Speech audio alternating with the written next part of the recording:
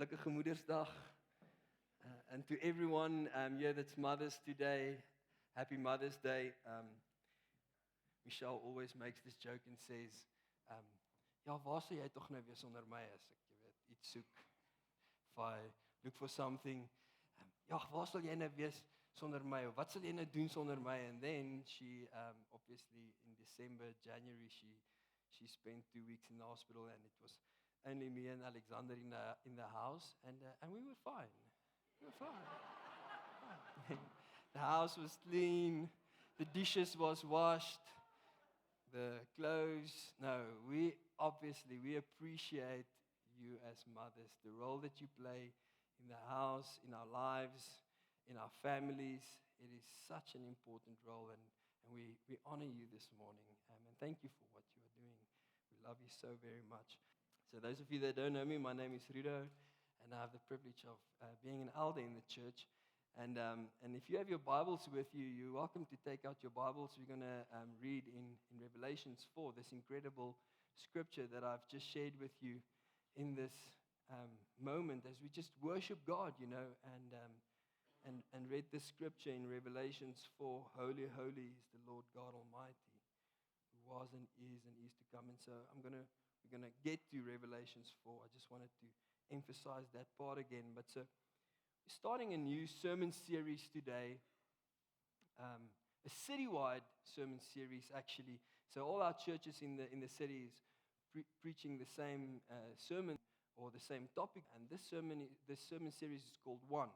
And we're going to speak into one God, one mission, one church over the next 3 weeks. And so next week, one of the other pastors, me and Donnie won't be here. We're going to preach in the other churches, and some of the other churches' pastor is someone who's going to come and preach here next week. And so it's going to be exciting, and I'm really looking forward into this sermon series. And Donnie already laid an incredible foundation last week, speaking about the body of Christ and the church being one. And you can go and listen to that sermon on our Every Nation Linwood Facebook page.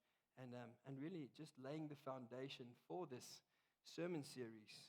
Because as a global family of churches, we are also one church. Every Nation churches all over the world. We have the same mission. There's two elements that keeps us together and binds us together. And I'm not saying it's only those two elements, but it's our God that we serve and the mission that we're on. And so our mission is very clear all over the world. We have the same mission and we have the same God.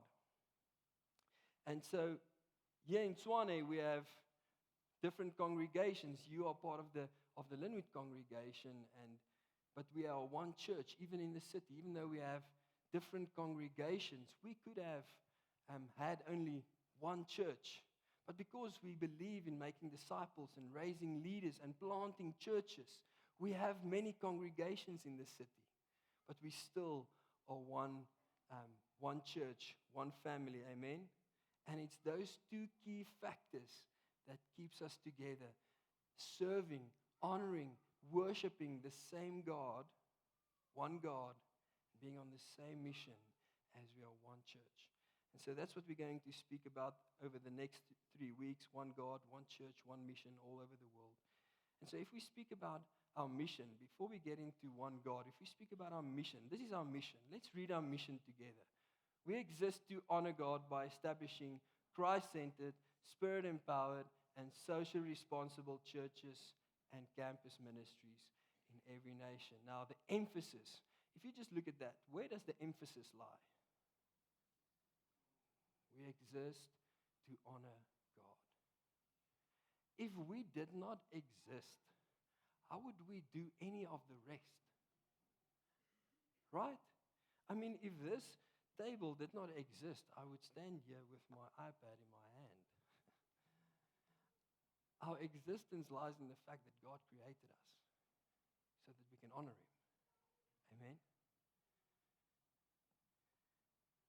And so a crucial part of this mission statement is that we exist to honor God. Now, Steve Murrell, those of you that don't know, Steve Murrell, our Every Nation Global President, we had the Build Conference this week, and some of the team were in Cape Town, and Steve Murrell and some of our ALT members was in Cape Town, and so they, it was just one of our conferences that we have every year.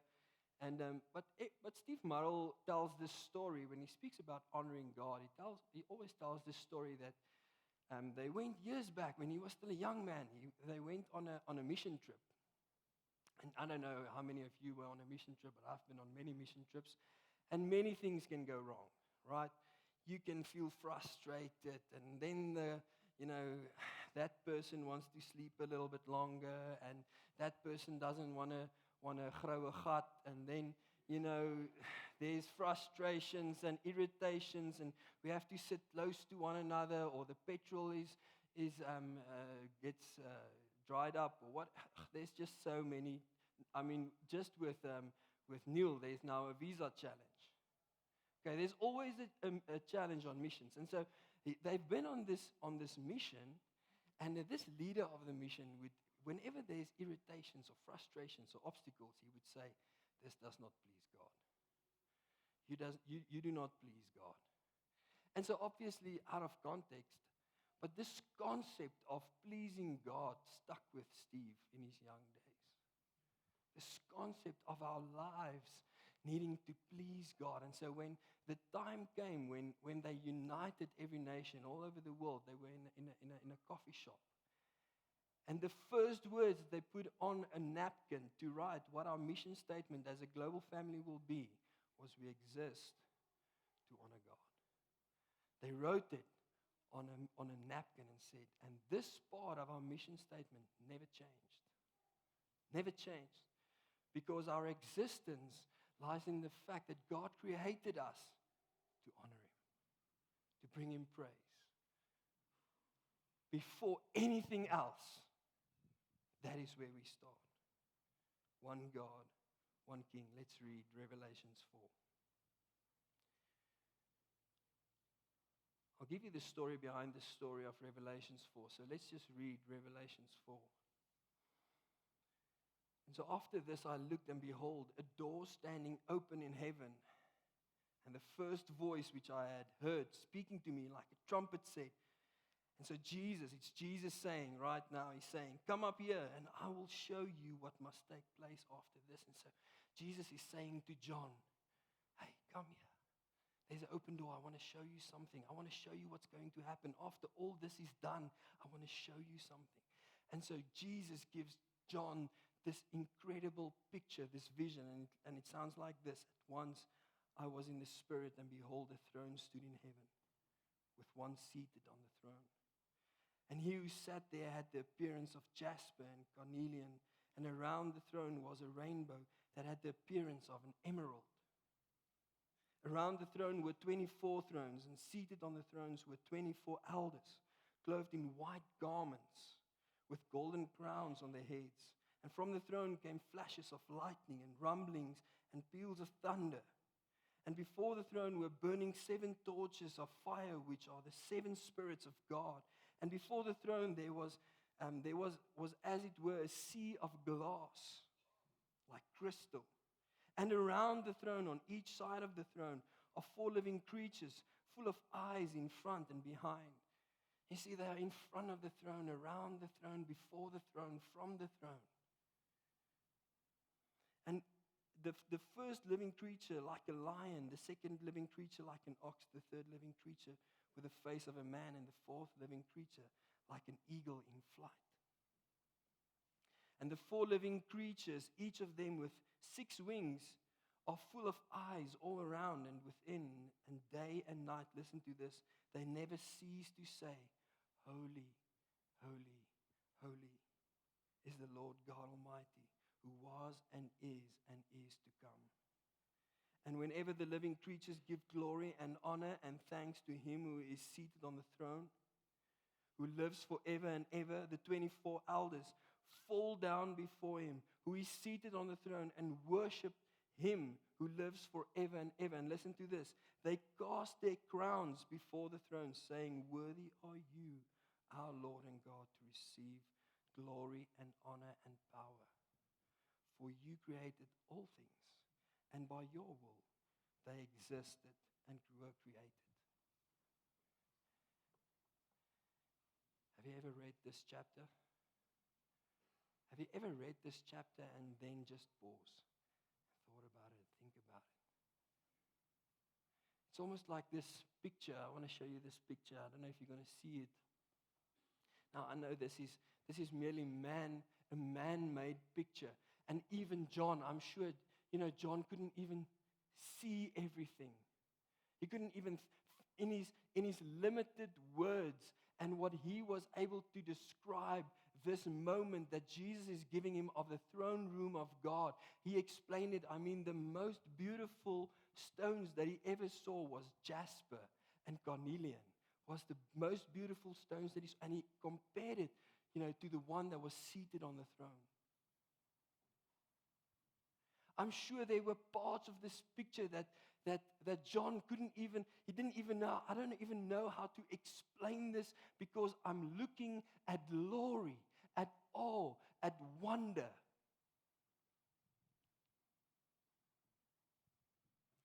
This vision that he saw was the throne room of God. A glimpse, a place where the King of Kings sits and he rules and he reigns. Can you imagine? Can you see it? This word throne is used 16 times in this chapter. From the throne, around the throne, before the throne. An overwhelming emphasis of awe and wonder. Many hymns and songs are written from this chapter. We just sang, Holy, holy is the Lord God Almighty. The control center of the King of heaven. What a beautiful picture. Now, this revelation was given to John, Jesus' beloved disciple, right? Sort of 94, 95 years after his death. Okay? So I want you to bear with me. So this revelation was given to John on the island of Patmos. He had this revelation, the whole book of Revelation. So this part was given to John in this time. He had this glimpse, this beautiful picture that that picture does not even justify how beautiful it was, this moment that he saw, that he had of the throne room of the King of Kings, right? 94, 95 before Christ. Now, I want us to backtrack. This is the one picture. Let's say this is the picture that we just spoke of in Revelations 4. Okay, this is the picture. So I want us to backtrack 600 years. 100 years till Jesus was alive. Okay, because it was 100 years until he sort of 100 years until he got that vision, and then from where Jesus was alive, another 400 years, because it was for 400 years there was silence. God was silenced for 400 years before John came and said, prepare the way. Okay? So 400 years. Within that 100 years, we are now in that 100 years. It's sort of between 500 and 400 BC. There was three prophets. Three prophets. And those three prophets was called Haggai, Zechariah, and Malachi. And there's a chapter in Malachi 1 verse 11. It says, for I am a great king, says the Lord of hosts, and my name will be feared among the nations.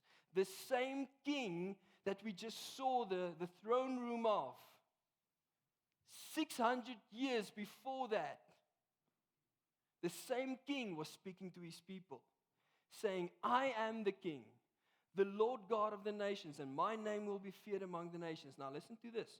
We are now in this 100 years, three prophets in the same time prophesying very much the same thing.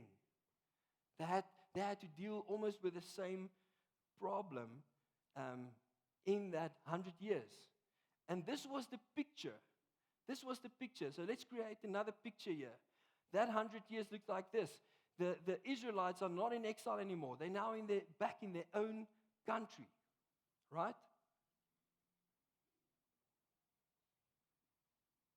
But they're doing everything for themselves. And so Haggai had to come and he had to say, before we get to that, I just want to sort of explain to you that whatever they did now was almost mundane. Whenever they went to a service, it was not because we want to, because we had to. They almost tried to get away with as little as possible. What was the minimum that we can give to God? What was the minimum time that we can give to God? And God is a king, and he's saying, I will be feared among the nations. And so in this 100 years, God is telling through 3 prophets 3 things. Listen what Haggai was saying. Haggai called them to rebuild the temple, right? That was the whole thing of Haggai. He called them to rebuild the temple. In Haggai 1 verse 8, he said, go up to the hills and bring wood and build a house, that I may take pleasure in it and that I may be glorified, says the Lord. So that I can have a relationship with you. Come and rebuild. So they were so busy building their own houses, taking the prime wood for their own houses, that God had to come and stop them and say, build my house. I want to have a relationship with you. And so they did. They obeyed God. They did it for a while. They built for a while. It was nothing compared to what King Solomon built a few hundred years earlier. But there was a temple. They almost had the attitude of, let's just get this done. And let's just do this. And then Zechariah comes, and his whole thing was, he called them to return to God. Zechariah 1 verse 3 says, therefore say to them, thus declare the Lord of hosts, return to me, says the Lord of hosts, and I will return to you, says the Lord of hosts. He's saying, don't be like your fathers who did their own thing and worshiped their own gods. Return to me. I want to have a relationship with you. Return to me. And so they did. For a while. For a while. It's almost like they say, well, we have discovered in Babylon that our time is very precious and we can do stuff with our time. You know, we can build stuff and we can sell stuff. And so I'll come, but I'll come later. Just hold on. Just wait a little bit. I'll give you my second best time. I'll give you my time that I have left. The time that I have spare. And God is saying, return to me. And then God came for a last time in Malachi before he went silent. And he almost rebuked them to repent of their polluted offerings that they are bringing to him. Listen to Malachi 1 verse 9. A son is speaking. He starts with honor. A son honor his father, and a servant his master. If then I am a father, if I am your king, where is my honor? If I am a master, where is my fear, says the Lord of hosts to you, O priests, who despise my name. And then the priests were like, remember, we are the royal priesthood of God. And so the priests would say, the people would say, how have we despised your name? By offering polluted food upon my altar. But you say, how have we polluted you? By saying that the Lord's table may be despised. When you offer blind animals and in sacrifice, is that not evil? And when you offer those that are lame or sick, is that not evil? Present that to your governor. Will he accept you or show favor to you? Says the Lord of hosts. And then in verse 9 he says, and now entreat, he says, say sorry, repent. The favor of God, that he may be gracious to you. With such a gift from your hand, will he show favor to any of you, says the Lord of hosts. And so they were at the place of, offering to God, but not their best, their second best. The animal that was lame, they would bring to God and give that to God. Yes, Lord, yes, lame animal. They They would take, that they didn't want. They would take the blind and they would bring that to God and say, yes, Lord, you can have this. Don't want to give you my best, but you can have this.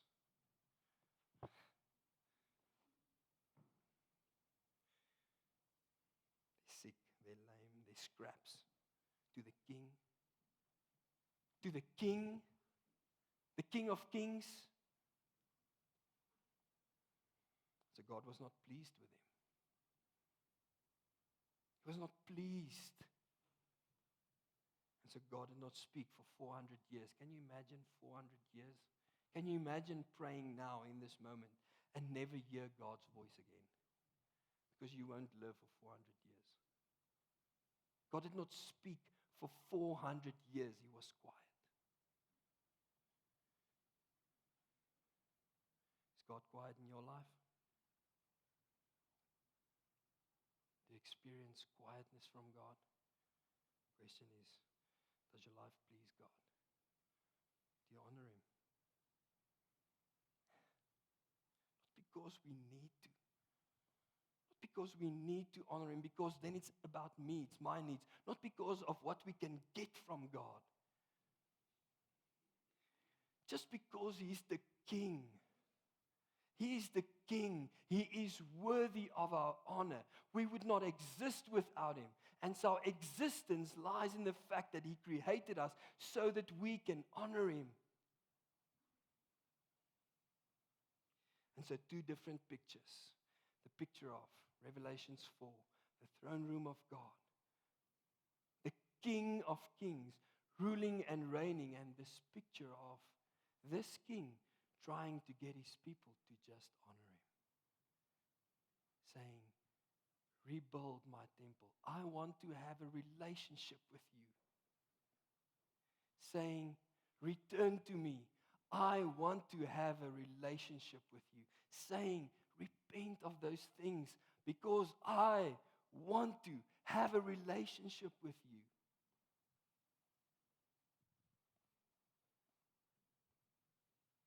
Let me put this just a little bit in perspective.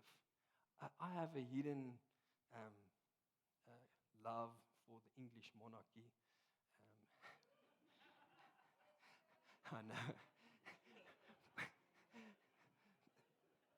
Don't tell people, okay? So, but the history of it is very interesting to me. Like very interesting. I love seeing who followed upon who, and the kings and the queens, and who did what, and all of that. And so I just watched the whole documentary of Henry VIII, and the whole thing of his father, Henry VII, how he became a Tudor, and the Tudors took over England, and Henry VIII, he was the one who started the Reformation right in England, and he had 6 wives. And I don't know if you just put the picture on. I don't know if you can see so well, but that's Henry VIII, and that's his first wife, Catherine of Aragon, and so it's a very interesting time. This was sort of the 1500s. If this king wanted you to do something, he doesn't ask you twice. If he wants you to build something, you build. If he wants you to give something, then you give. If he wants you to come, then you come. If you don't listen, they execute you. You die. And it's treason. It was treason. It's just how it worked in those days. And if it was something like you disobey the king, they would even use a blunt knife to kill you. They will not make it quick. So you did what the king was asking. It's just how it worked. That was how the time worked. So here we have a king calling us. Come, I want to have time with you. I want to spend time with you. I want to have a relationship with you. In fact, he is initiating the honor. He is calling you. Not like the English kings. Our king do not kill us. In fact, in those 400 years, I don't know what happened. But after those 400 years, can you imagine? God must have been there. He was saying, coming to terms with the fact that he was going to give his son to die for us, to be able to return and repent and build a relationship with him. No king, English king ever gave their sons for the sacrifice of his people. No English king did that. In fact, the heir to the throne was the most important person in the country almost.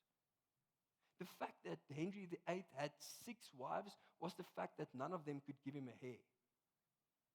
They were struggling to give him a son. And so God is coming and he's saying, I'm going to give my son to my people so that they can return to me. So they can repent.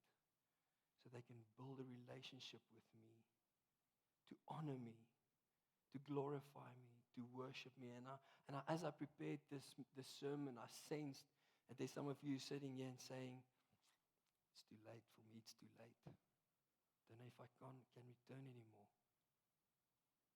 You are still on the right side of eternity. It's never too late. This morning, you are on the right side of eternity, and God is saying, return to me. And so I want to leave us with verse 10 and 11 of Revelations 4. It says, the 24 elders fall down before him who is seated on the throne and worship him who lives forever and ever. And they, listen to this one verse, one sentence, they cast their crowns before the throne. They had thrones on their heads. Crowns. They had crowns on their heads. And they would take off the most valuable thing in their lives that almost gives them identity. When those kings had their crowns on, it gave them identity.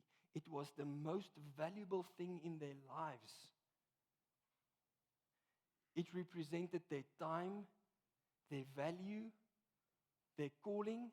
And this verse is saying, these elders took it off and cast it before God. Any fishermen in the house? You know what casting is? They threw their most valuable thing. They cast it before God, saying, Lord, have all my time. Have my best. Not my second best. Have my best. Have my resources. Have my life. Because I exist to honor you.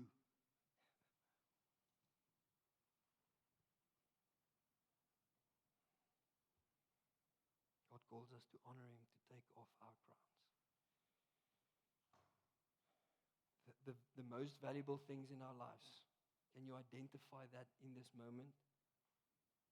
And cast it before God. Let's pray.